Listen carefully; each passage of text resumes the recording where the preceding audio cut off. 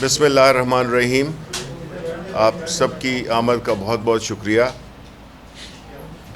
جیسے کہ آپ جانتے ہیں کہ اس وقت جو ملک میں حالات چل رہے ہیں، جس میں نہ آئین کی کسی کو پرواہ ہے، نہ قانون کی کسی کو پرواہ ہے، نہ کسی کو روایات، اپنا کلچر، طور طریقے، سب کچھ ایک جنگل کا قانون اپلیکیبل ہے یا اس وقت رائج الوقت ہے، جس کا جو بھی جی چاہتا ہے وہ قانون میں اس طرح کو اپنی طرف سے اس کو انٹرپریٹ بھی کرتا ہے اور اپنے قانون بھی بناتا ہے. دیکھیں، اس ملک کی تاریخ گواہ ہے کہ جو بھی لوگ جنہوں نے اس ملک کے لیے کچھ کرنا چاہا، ان کی مثال بنائی گئی، عبرت ناک مثال بنائی گئی. ان کو ذلیل کیا گیا، ان کو ایک ایسے طریقے سے ہٹایا گیا، ان کو اس طریقے سے ٹریٹ کیا گیا کہ آئندہ کوئی یہ جرات نہ کر سکے. جلدی میں 2-3 مثالیں اگر آپ کو میں دے دوں. ذوالفقار علی بھٹو، جنہوں نے کہ پاکستان پیپلز پارٹی کی بنیاد رکھی، انہوں نے ملک کے عوام کو ایک سیاسی شعور دیا، اور سب سے بڑی بات کہ انہوں نے 73 کا آئین اس ملک کو دیا، جو کہ متفقہ طور پہ پاس ہوا تھا.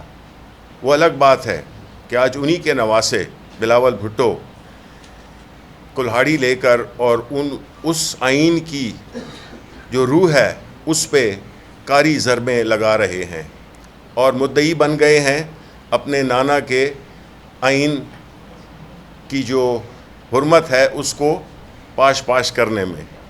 اس کے بعد اگر ہم لے لیں ڈاکٹر قدیر خان، جنہوں نے کہ اس ملک کو دفاعی طور پہ ایک ناقابل تفسیر بنایا، ان کے ساتھ کیا کیا گیا.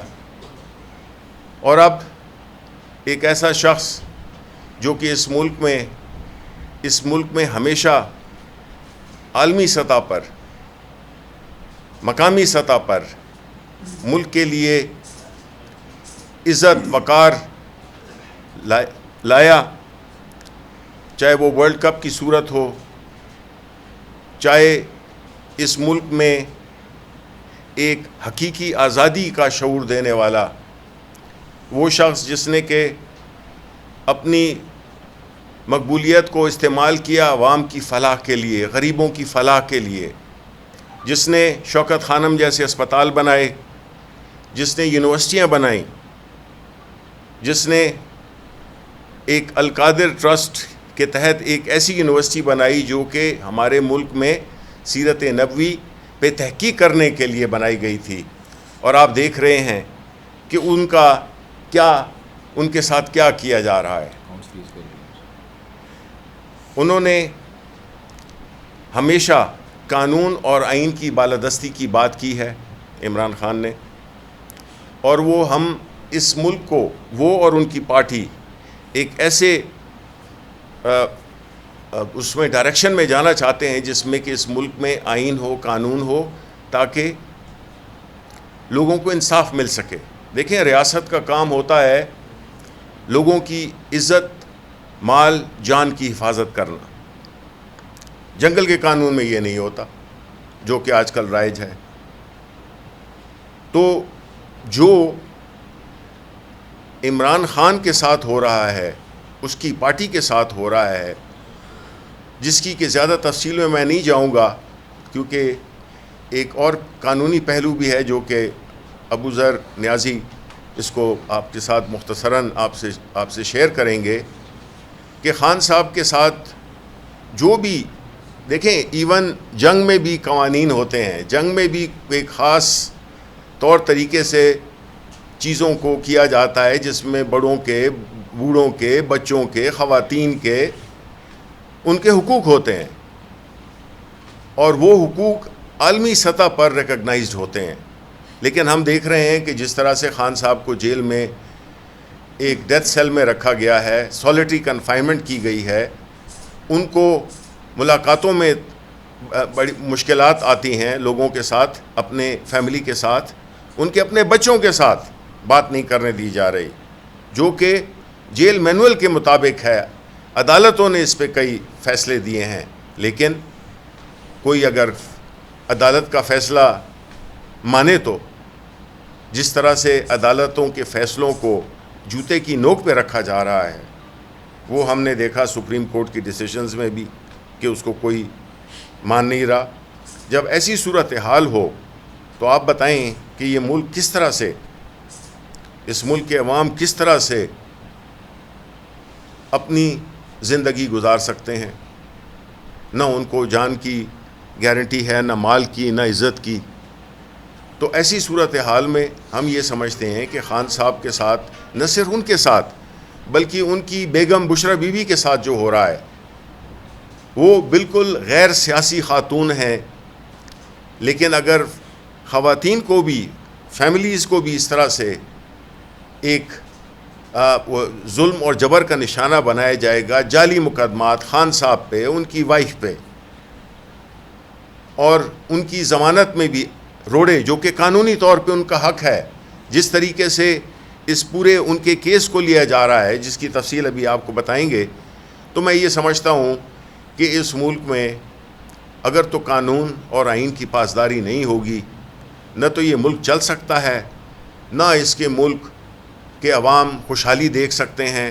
اور یہی ایک جو حکمران ٹولہ جو کہ ایک ایسی سفر پہ نکلا ہے, کیونکہ یہ سیاسی طور پہ پاکستان تحریک انصاف کا یا عمران خان کا مقابلہ کر نہیں سکتے ہیں, اس لیے یہ ایسے اوچھے ہتھ گنڈوں پہ اتر آئے ہیں کہ جس کا کہ سیاسی تاریخ میں کوئی نظیر نہیں ملتی. 8 فروری کو جو ہوا وہ عوام نے دیکھ لیا, عوام نے اپنا فیصلہ دے دیا.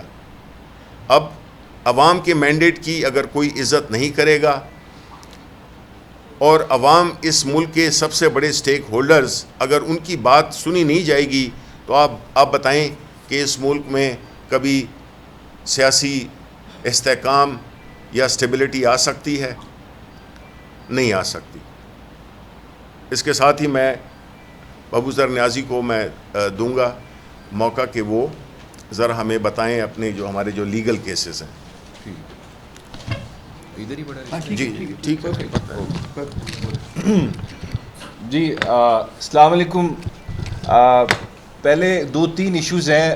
سب سے پہلے آج کل آپ جیسے سب کو پتہ ہی ہے, خان صاحب کا اس وقت جیل کے اندر ایک سیکرٹ ٹرائل چل رہا ہے, القادر کیس کے میرٹس پہ تو ہم کافی تک بات کر چکے ہیں کہ کیس میں کوئی میرٹ نہیں ہے. لیکن آج جو بات ہوگی, کیونکہ میں کل 6 گھنٹے اس کیس میں خان صاحب کے ساتھ تھا, اور میں نے اس کیس کو بڑا باریکی سے آبزرو کیا, اور اس عدالت میں جیل کے بند کمروں میں, اندھیروں میں اس وقت جتنے پروسیجرل سیف گارڈز ہیں, کانسٹیٹیوشنل سیف گارڈز ہیں, ایک ایکیوزڈ کے کرمنل جسٹس سسٹم میں جتنی اس کی پروٹیکشنز ہیں, اس کی جتنے بیہودہ طریقے سے دنیا سے چھپا کے اس کی جس طرح خلاف ورزی ہو رہی ہے, وہ ضروری میں سمجھتا ہوں کہ آپ لوگوں تک اور اس ملک کی عوام تک اور اس ملک کے جو خاص کر عدلیہ میں بڑے عہدوں پہ لوگ بیٹھے ہیں ان تک یہ بات پہنچنی چاہیے. اب وہاں پہ ہمارے جج صاحب ہیں ناصر جاوید رانا صاحب. اب ہو رہا کیا ہے, ویسے نیب کے جتنے کیسز وہ سن رہے ہیں باقی پولیٹیکل پارٹیز کے لوگوں کے, جس میں پیپلز پارٹی کے لوگ بھی ہیں, پاکستان مسلم لیگ نواز کے لوگ بھی ہیں, اور اس ملک کے بزنس ایلیٹ کے اور سرکاری افسران کے کیسز بھی ہیں. وہ جب کیس سنا جاتا ہے تو اس میں تاریخ ہوتی ہے 3 ہفتے کی, 4 ہفتے کی یا 5 ہفتے کی, اور وہ کیس چلتا بھی ہے تو آدھے گھنٹے کے لیے, 15 منٹ کے لیے, یا میکسیمم بہت زیادہ ہو جائے تو 45 منٹ کے لیے. لیکن جو القادر کیس ہے اس پہ کوئی خاص شفقت کی جا رہی ہے پروسیکیوٹرز پہ, اکیوزڈ پہ نہیں. ہم تو کہتے ہیں نا قانون میں accused is the favourite child of the law, لیکن یہاں پہ the prosecutors are the favourite child of the state and the judiciary. ہو رہا کیا ہے, ڈے ٹو ڈے ہیئرنگ ہوتی ہے اس کیس کی روز, اور یہ کیس 1 گھنٹے نہیں سنا جاتا, یہ 8 گھنٹے 7 گھنٹے 6 گھنٹے اس کیس کی ہیئرنگ ہوتی ہے. اور جب کیس ختم ہوتا ہے, نارمل پریکٹس یہ ہے جب ڈیٹ اناؤنس کی جاتی ہے تو وہ اوپن کورٹ میں کی جاتی ہے, لیکن اس کیس کی جو ڈیٹ اناؤنس ہوتی ہے وہ جج صاحب ہیئرنگ ختم کر کے کسی کمرے میں جاتے ہیں, مجھے نہیں پتا وہاں کس سے ملتے ہیں, کہ کیا بات کرتے ہیں, یا اکیلے بیٹھ کے کوئی میڈیٹیشن کرتے ہیں, سوچتے ہیں کہ میں نے کیا تاریخ دینی ہے, پھر وہاں سے ہمیں تاریخ آتی ہے کہ جی کل آپ دوبارہ آ جائیں. یہ اوپن کورٹ کا جو کانسیپٹ ہے اس ملک کے آرٹیکل 9 میں عدالتیں بار بار کہہ چکی ہیں, اس کی بالکل پیٹنٹ وائلیشن سراسر جو ہے اس کی نفی ہے. اور ساتھ ساتھ جب ہم کوئی آرگومنٹ لیتے ہیں کورٹ کے اندر کہ جی اس کیس میں ہمارا یہ ڈیفینس ہے, تو جج صاحب کا آگے سے جواب کیا آ رہا ہے کہ جی آپ یہ بات اپیل سٹیج پہ کر لینا. اب اس سے میں کیا اخذ کروں, what can I infer from this؟ وہ یہ ہے کہ جج صاحب نے مائنڈ بنا لیا ہے کہ میں اپیل میں جاؤں گا, اور اپیل میں تو میں تب جاؤں گا جب خان صاحب کو سزا ہوگی. اور دیٹ مینس کہ جج صاحب مائنڈ بنا چکے ہیں کہ وہ خان صاحب کو سزا دیں گے. تو ہم نے آج درخواست بھی موو کی ہے کہ ناصر جاوید رانا صاحب is disqualified to hear this case anymore because he has spoken his mind.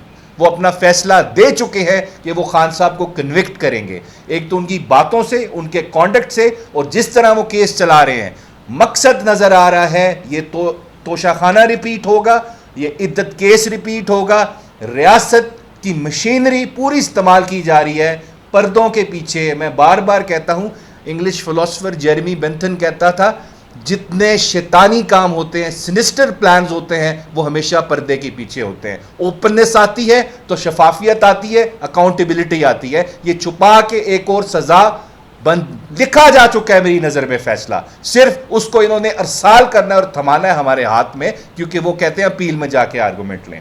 اور دوسری بات دیکھیں, یہ میں ایک ججمنٹ ابھی رضوان آپ کو اس کی کاپی دے دے گا, یہ آپ دیکھ لیں, 2015 PLD سپریم کورٹ 86. اب یہ ججمنٹ اس کیس سے بڑی ڈائریکٹلی لنکڈ ہے. یہ ججمنٹ ہے چارج شیٹ ناصر جاوید رانا صاحب, سول جج فرسٹ کلاس, 2005 میں سپریم کورٹ ججمنٹ دے رہی ہے یہ القادر کیس کے ہمارے جج صاحب کے خلاف, جب وہ سول جج فرسٹ کلاس تھے. اب سپریم کورٹ کیا کہتی ہے اس ججمنٹ میں؟ ناظم حسین صدیقی صاحب کی ججمنٹ ہے, کاپی لے لیں, اپنی طرف سے کچھ نہیں کہہ رہا, I am just stating what is written in this judgment. کیا کہتی ہے ججمنٹ؟ اس کیس میں ناصر جاوید رانا صاحب جب فرسٹ کلاس تھے میجسٹریٹ, انہوں نے ایک وکیل صاحب کا ریمانڈ دیا, فزیکل ریمانڈ پولیس کو, اور اس ریمانڈ میں وہ ان کی ایبسنس میں دیا. اب قانون کیا کہتا ہے کہ کسی بھی ایکیوزڈ کا ریمانڈ اگر آپ نے دینا ہے تو اس کی پریزنس میں دیں گے, کیونکہ اس کو موقع دینا ہے آپ نے, وہ اپنے آپ کو ڈیفینڈ کر سکے کہ نہ دے میرا ریمانڈ. تو ان کی ایبسنس میں ریمانڈ دیا گیا, اور کورٹ سٹاف نے جب سپریم کورٹ میں کیس آیا, انٹرسٹنگ بات ہے, ڈاکومنٹس کو فیبریکیٹ کیا شو کرانے کے لیے کہ ایکیوز کو پیش کیا گیا تھا. تو سپریم کورٹ کیا ہولڈ کرتی ہے؟ سپریم کورٹ کہتی ہے دا میجسٹریٹ, مطلب کہ ناصر Javed Rana Sahab, in current circumstances had directly misconducted himself, کہ انہوں نے مس کانڈکٹ کے مرتکب ہوئے ہیں جج صاحب, اور انہوں نے جپٹائز کی ہے سینکٹیٹی آف دا کورٹ, کہ عدالت کی حرمت کو تباہ و برباد کیا ہے ان جج صاحب نے. ساتھ ساتھ سپریم کورٹ, آخری لائن بہت امپورٹنٹ ہے, کہتی ہے دس جج has strong tendency of committing miss chief, کہ ان کے اندر ٹینڈنسی ہے غلط کام کرنے کی, and he is absolutely انفٹ for judicial service, absolutely unfit for judicial service, کہ یہ جج جوڈیشل سروس کے قابل نہیں ہے, اس کو کہیں جج نہیں لگایا جائے. لیکن کیونکہ عمران خان کو سزا دینی ہے تو ہمیں ججز بھی ایسے ہی ملتے ہیں, ہمیں اسپیشل ججز ڈھونڈے جاتے ہیں پورے پاکستان میں, ان کو پھر لگایا جاتا ہے. ہمایوں دلاور سے سٹارٹ کر رہے ہیں, عبدالحسنات سے سٹارٹ کریں, اب ہمیں تیسرا جج دے دیا گیا ہے جو مائنڈ بنا کے آئے کہ جی آپ نے فیصلہ دینا ہے بند کمروں کے اندر. اور ہم اس وجہ سے کہہ رہے ہیں یہ جج صاحب کے خلاف سپریم کورٹ کی رپورٹڈ ججمنٹ ہے, یہ فٹ نہیں ہے, ان کو اپنے آپ کو اس کیس سے علیحدہ کرنا چاہیے. اگر یہ نہیں کر رہے تو ہم آج ہائی کورٹ میں موو کر رہے ہیں ان کو اس کیس سے ہٹانے کے لیے. یہ بات. اور دوسری بات, لاسٹ بات ہے, بس میں ختم کروں گا. ابھی جج ایمنسٹی انٹرنیشنل کی ایک رپورٹ آئی ہے 11 سپٹمبر کو. اس میں ایمنسٹی انٹرنیشنل آپ کو پتہ ہے پوری دنیا کا ایک واچ ڈاگ ہے جو آبزرو کرتا ہے کہ ہیومن رائٹس کی وائلیشنز, خاص کر جو یونائٹڈ نیشنز کی ڈکلریشن آن ہیومن رائٹس ہے اور باقی انٹرنیشنل ہیومن رائٹس کے انسٹرومنٹس ہے, کیا اس کی کہیں وائلیشن ہو رہی ہے کہ نہیں ہو رہی, پھر اس پہ وہ رپورٹ دیتے ہیں. اور یہ پوری دنیا اس کو سب سے معتبر ادارہ مانتی ہے, نان گورنمنٹل. اب ہوا کیا, انہوں نے 11 سپٹمبر کو کہا, 3 آبزرویشنز ہیں ان کی, فائنڈنگز ہے بلکہ, the authorities in Pakistan must immediately release Imran Khan صاحب. ڈیٹینشن مطلب کہ خان صاحب کی جو قید ہے آف عمران خان صاحب از آربٹری اینڈ انلیگل, غیر قانونی ہے. یہ بغیر کسی طریقہ کار کے ان کو قید کیا گیا, بغیر کسی قانون کے آئین پہ عمل کر کے. اور یہاں پہ ان کے کیسز میں پری ٹرائل وائلیشنز ہوئی ہیں, ڈیورنگ ٹرائل وائلیشنز ہوئی ہیں, ان کو فیئر ٹرائل کا موقع نہیں دیا گیا. یہ سارے کیسز ان پہ جو بنے ہیں یہ پولیٹیکل کنسیڈریشنز, ایکسٹرینیس کنسیڈریشنز اور اسٹیٹ کی پاور کو مس یوز کر کے بنائے گئے ہیں. یہ پہلے میں رؤف صاحب کے ساتھ 2 پریس کانفرنسز کر چکا ہوں, یہ پہلی دفعہ نہیں ہو رہا. آپ کو انٹرنیشنل سطح پہ آپ کی بےعزتی ہو رہی ہے کہ آپ نے دنیا کے قانون اور پاکستان کے قانون کا مذاق بنایا ہوا ہے. یہ پہلے آپ کے خلاف UN ورکنگ گروپ کی بھی فائنڈنگ آئی ہے, 2 مہینے پہلے آئی ہے, وہ بھی یہی بات کرتے تھے آپ نے غیر قانونی عمران خان کو پکڑا ہے, ان کو امیجیٹلی ریلیز کریں, ان کے سارے ہیومن رائٹس کی آپ نے وائلیشن کی ہے. اس سے پہلے United States departments of bureau جو ہے ان کا 2023 کی ان کی رپورٹ آئی ہے, یہی فائنڈنگز ہیں. آپ کو کیا سمجھتے ہیں آپ نارتھ کوریا ہیں, آپ کو لگتا ہے آپ کوئی تھرڈ ورلڈ کینیا ہے, وہ ویسا ملک ہے. آپ کی انٹرنیشنل آبلیگیشنز ہیں, آپ کا آئین کہتا ہے کہ انٹرنیشنل لا آپ پہ بائنڈنگ ہوگا, آپ ریٹیفائی کریں گے جب کوئی ٹریٹی, تو وہ آپ نے اس کو اپنے ملک کا قانون ہی سمجھنا ہے. اور آپ جی بالکل ہاؤس آف ریپرزینٹیٹیو کی طرف سے فائنڈنگ آئی, تو پوری دنیا آپ کو بنانا ریپبلک سمجھ رہی ہے.